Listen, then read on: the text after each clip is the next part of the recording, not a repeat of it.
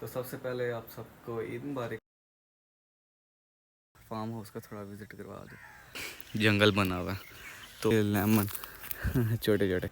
अस्सलाम वालेकुम, welcome to another vlog. उम्मीद है आप लोग सब हैरियत से होंगे। तो सबसे पहले आप सबको ईद मुबारक। और अगर मेरे चैनल पर न्यू आए हैं तो सब्सक्राइब कर लें और बेल के आइकन को प्रेस कर लें। तो भाई की हालत आप लोग देख सकते हैं।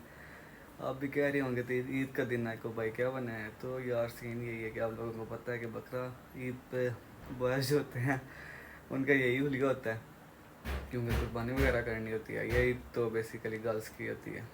तो अभी भी सुबह सुबह नमाज़ पढ़ी है, उसके बाद पापा जो हैं वो कुर्बानी की तरफ चले गए हैं और मैंने थोड़े से काम करने थे, तो इस वजह से मैं अभी जा रहा हूँ। क्योंकि गुजरात से आती डायरेक्ट हम नानों के घर गए थे और घर वालों को भी ले गए हैं। तो अभी फिर चलते हैं हम कुर्बानी की तरफ और देखते हैं कि क्या हो रहा है उधर, और हम भी थोड़ा पार्टिसिपेट करते हैं कुर्बानी में। तो चलते हैं फिर। तो अभी जा रहा था कुर्बानी की तरफ, लेकिन मम्मा ने बोला है कि कूलर बढ़ना है एक इधर से खाला के घर से, तो फिर वो बढ़ते हैं, फिर उसके बाद चलेंगे। तो ये हमारा फार्म हाउस है झेलम का। ये आप चेक कर सकते हैं, ये सारी हमारी अपनी ज़मीनें हैं। वापस पे आपको सारा विज़िट करवाऊँगा इन ज़मीनों का शाम तक। अभी जो काम वगैरह है वो ख़त्म कर लें, क्योंकि बहुत ज़रूरी है, वरना फिर होनी है बेइज्जती हमारी। तो इस वजह से अभी हम ये कूलर पढ़ते हैं, फिर उसके बाद चलते हैं।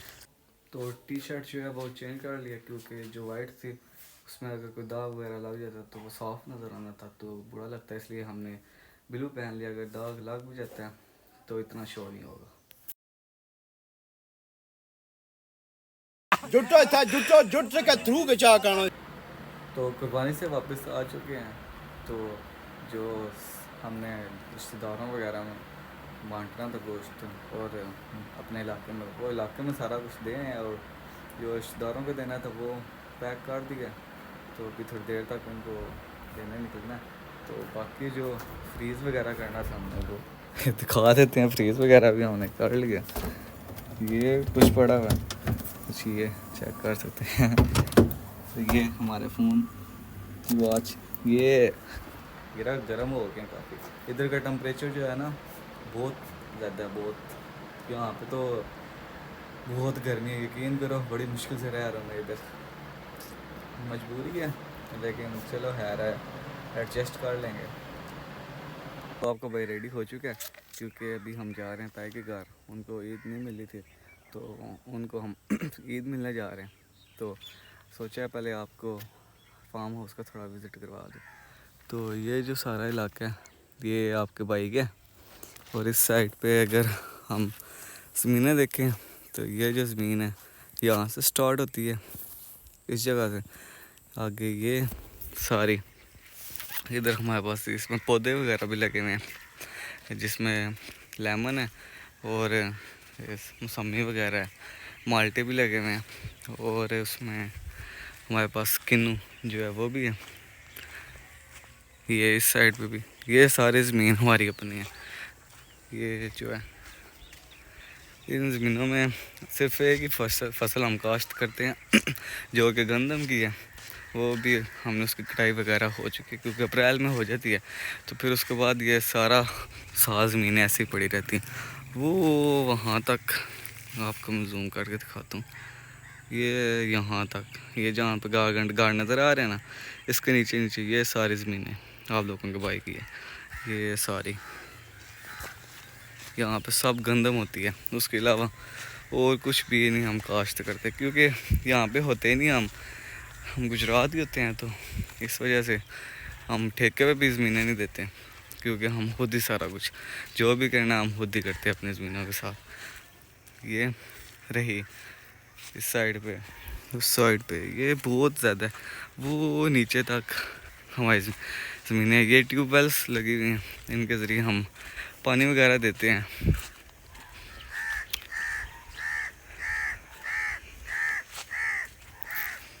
आगे पूरा जंगल है, क्योंकि ये हमारे पास, इनको तो हम सफ़ेदों का दरख्त बोलते हैं, आपकी लैंग्वेज में मुझे नहीं पता कि इसको क्या बोलते हैं। ये ट्यूबवेल रहा हमारा एक ये, और एक ये, इसका पाइप उतार के रखा हुआ है हमने, क्योंकि वो छोटे बच्चे खेलते हैं और इसमें पत्थर वगैरह डाल देते हैं, फिर बाद में हमें मसला बन जाता है। तो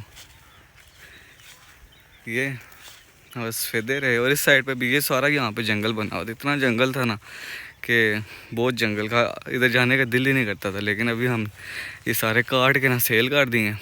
और ये वाले रहते हैं, ये भी थोड़े छोटे थे, ये बस जब बड़े होंगे तो फिर हम इन्हें भी काट के सेल कर देंगे। और इससे आगे ये नीचे तक लगे हैं, मैं आपको जूम करके दिखाता हूँ, ये नज़र आ रहे हैं ये। और इस साइड पे भी इसी तरह ये सारे नीचे तक लगे हुए हैं। आगे फिर हमारी नदी आती है छोटी सी, उस तक ये सारे सीधे लगे हुए हैं। इससे आगे मैं नहीं जाऊँगा क्योंकि आगे जो है ना वो सारा जंगल बना हुआ है। तो आगे कज़न छोटा बोल रहा था कि यहाँ पे जो गीदड़ की वाइफ है ना, गीदड़ी, वो उसने बच्चे वगैरह दिए हुए हैं, ठीक है। तो इस वजह से आगे मैं नहीं जाऊँगा, ये ना हो कहीं पड़ ना जाए और लेने के देने ही ना पड़ जाए, इस वजह से हम आगे नहीं जाएंगे। तो अभी आपको दिखाते हैं हाँ, कोई लेमन वगैरह लगे हुए होंगे, माल्टे लगे हुए होंगे क्योंकि माल्टों का मौसम है, तो माल्टे लगे हुए होंगे। पौधों की हालत ही नहीं रही क्योंकि पानी देते ही नहीं हम, कोई हो तो पानी दे ना, मसला ये है ना। ट्यूबवेल वगैरह सब कुछ लगा हुआ है, बस चलाना है और पानी देना। यहाँ पे कोई होता ही नहीं है जो पानी दे। तो हम चलते हैं आगे।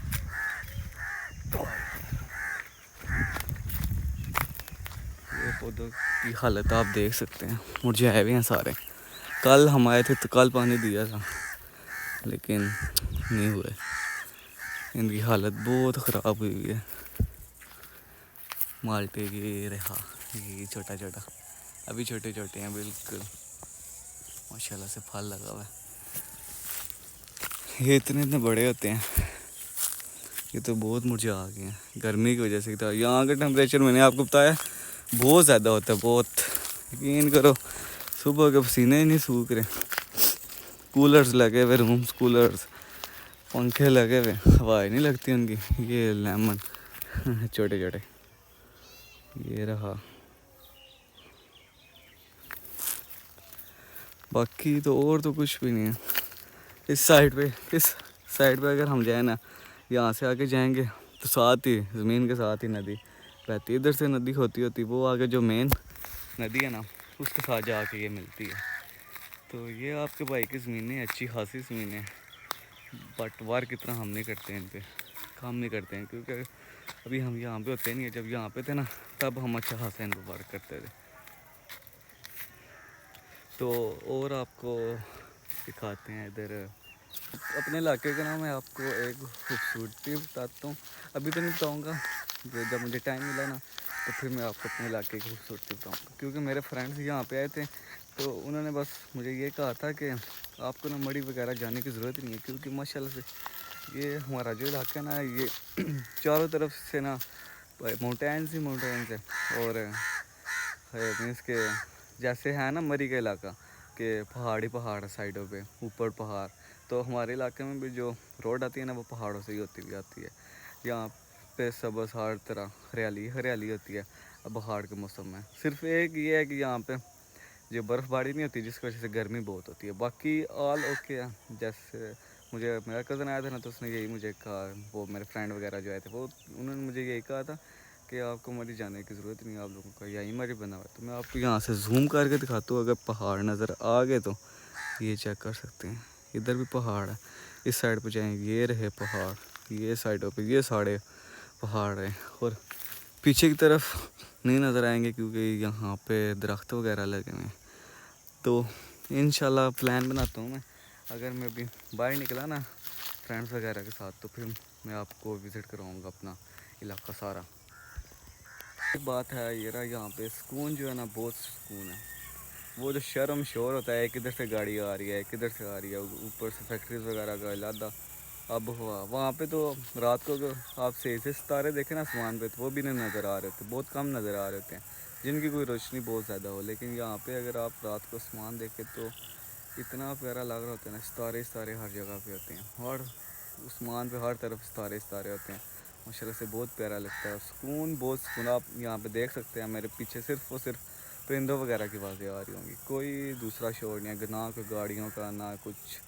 मीन्स सुकून जो है ना वो इन इलाकों में, मीन्स के देहात जो है ना हमारे, ये जो वादियाँ हैं इनमें बहुत सुकून है, यकीन करो। तो आज के ब्लॉग को हम यहीं पे एंड करते हैं, क्योंकि अभी मैं जा रहा हूँ ताई के घर। तो वहाँ पे पता नहीं कितना टाइम लग जाना, रात को कब वापस होनी है। तो मिलते हैं किसी न्यू ब्लॉग में, अपना ख्याल रखिएगा। अल्लाह हाफिज़।